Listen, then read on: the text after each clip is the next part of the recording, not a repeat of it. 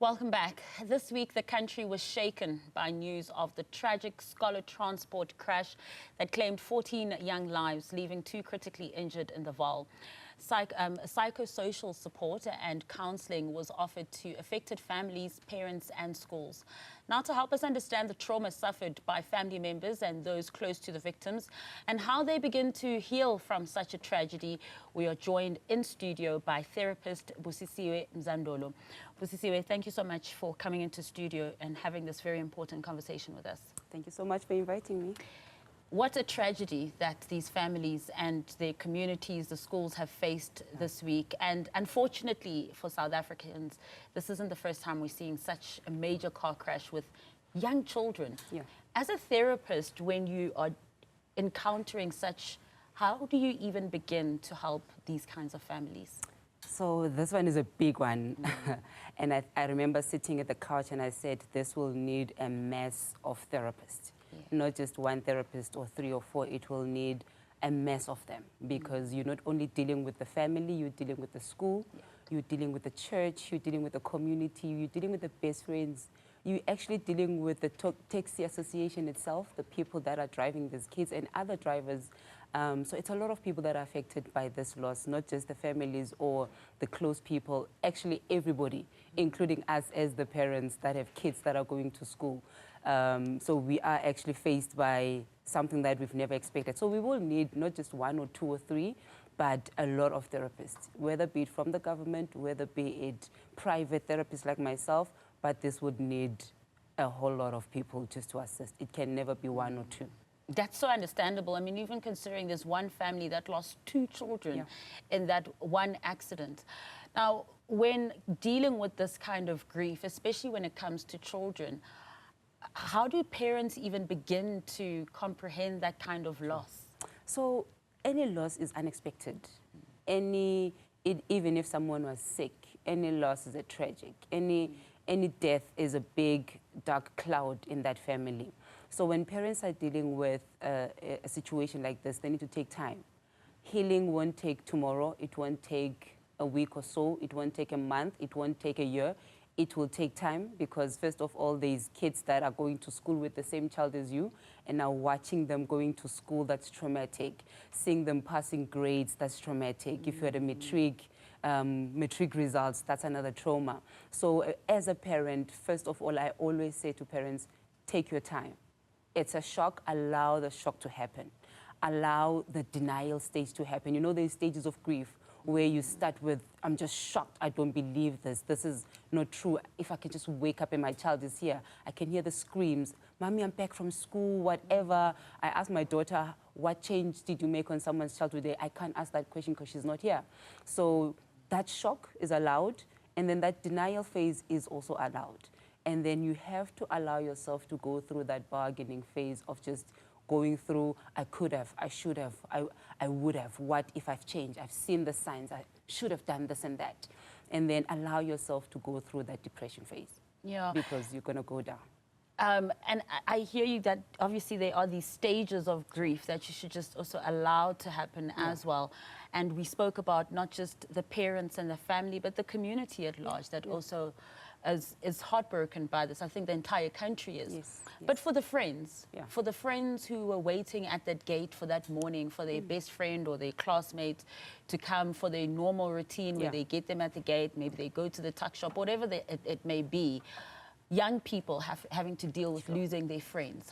How do you even manage that kind of grief when you also are in school and having to focus on your education? So there's one thing that we like doing where we don't want to talk about it.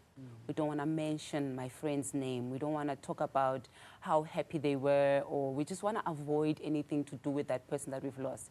And my encouragement to the young people or to whoever it's at school, create something. You know how vibey your friend was. You know how excited they were. You know the greetings they will do in the morning. Rather create a culture that will make you feel closer to the person than to feel detached to the person. A way of healing is reliving the person's life again in happy moments. To say, oh, she would have loved to drink water in the morning. Therefore, having water in the morning makes me feel closer to my friend than to say, I want nothing to do with the water she likes to, because now you're distancing yourself from the person that you've loved. Rather, create a culture that will connect you to that person that you've loved. It can be anything. We are different kids. We've got special talents or whatever that we like.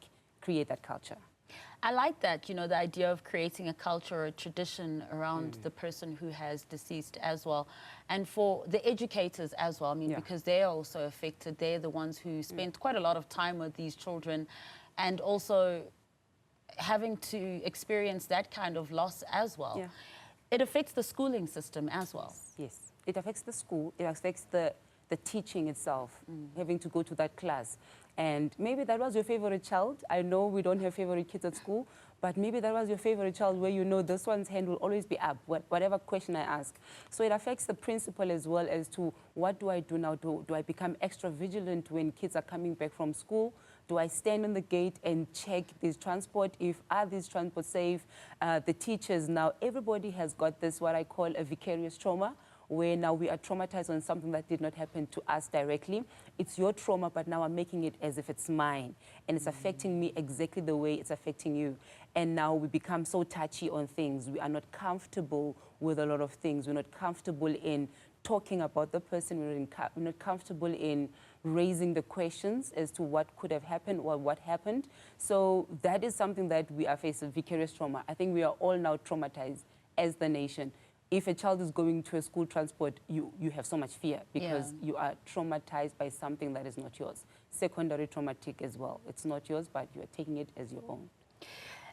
And you know, a very difficult question for us to ask is also the role of the media. It's come into the spotlight quite a bit. So as you're mentioning, Busisiwe, as a country, as a nation, we all also kind of have secondary trauma and this worry that will it happen to my child next? But that being said, we know about these stories a lot because of the media covering them. But then there has also been this criticism that, you know, the news cycle continues. Last year, we had the kids who were dying from the tuberculosis and the tuck shops, and those families are now left with their grief, right? And now we've moved on to the scholar transport. One of the family members said her daughter was saying that for her matric year, she's going to appear on TV. And she was so excited she was going to appear on TV because she was that sure she was going to do so well. And she did appear on TV, but for the wrong reasons. Yes. Can we play a better role as well as society and even as industry, as the media, to go back to those families, to go back to those traumas? Would it help in any way whatsoever to go back to the families of the tuberculosis children who died, to go back to these families at the end of the year when the matric results come out or the end of year results come out, and that family who was hoping their child would make it to TV because they've done so well, didn't, but we could honor them somehow? If there's an opportunity like that, I think it's something that any family would be grateful for. But obviously you build a relationship before you do such a thing. You need to understand exactly what the family is going through. As I've said, that we will need therapists. A therapist will build a relationship with that family and understand the pain and go through with them with the pain. And then when there's an opportunity of covering something that might have made the mother feel like, oh, I'm so closer to my daughter, and it's going back to the public and the social media, that would be something that would make the family happy. But others would not want to be back on TV and be asked these questions and be put on the spot again. We need to understand exactly what family needs. I said we are overwhelming the families as well because we are posting so much. We are asking so much questions. We are analyzing so much. We are praying so much. I'm not saying it's wrong to pray. I mean, sometimes I want to sit in my room and think about this, and there's a lot of Abo Mama coming into my house wanting to pray. I need to take my time and grieve. So we need to understand exactly where the family is, what stage are they in, and how do I support them? By asking, what would you like? How can I help? Can I pray? Can I step in? But don't stay away in bit distance. But let us not too crowd them so much with a lot. Absolutely, I understand you there. Busisiwe, your insights have been really helpful. Thank you so much for coming into studio and having this conversation with us. Hopefully it does give some solace to someone facing a bit of their grief. Thank you so much. And rest in peace to the girls. Absolutely. And the boys.